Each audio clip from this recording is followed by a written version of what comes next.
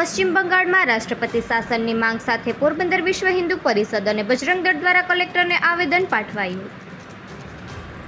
પશ્ચિમ બંગાળમાં હિન્દુઓ પર ચાલી રહેલી હિંસાના વિરોધમાં વિશ્વ હિન્દુ પરિષદ અને બજરંગ દળ દ્વારા ગુજરાતભરમાં વિરોધ પ્રદર્શનનું આયોજન કરાયું હતું।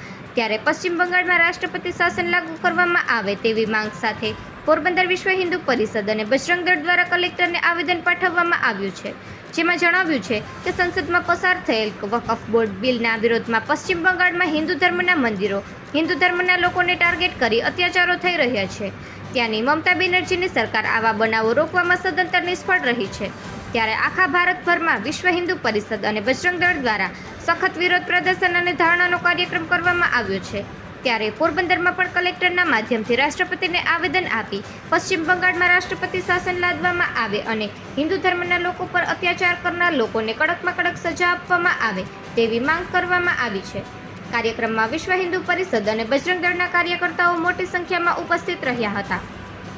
આગેવાનોએ જણાવ્યું હતું કે પશ્ચિમ બંગાળમાં વકફ બોર્ડ બિલના વિરોધમાં ફાટી નીકળેલા તોફાનોમાં હિન્દુઓ પર અત્યાચાર ગુજારવામાં આવી રહ્યો છે, એને હિન્દુ સંગઠનો દ્વારા સાખી લેવામાં આવશે નહીં।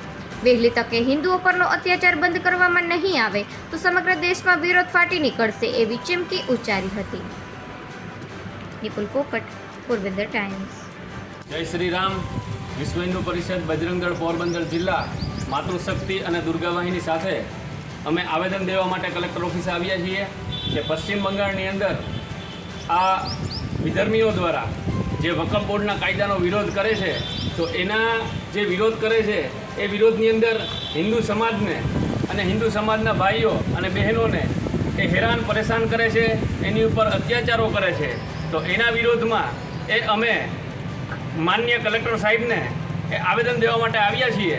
તો ખાસ કલેક્ટર સાહેબને અમે વિનંતી કરી છે કે માનનીય મહામુહિમ શ્રી રાષ્ટ્રપતિ એ બંગાળની અંદર રાષ્ટ્રપતિ શાસન લાગુ કરે, જેના કારણે હિન્દુઓ એ પોતાને અસુરક્ષિત ન મહેસૂસ કરે। જય શ્રી રામ।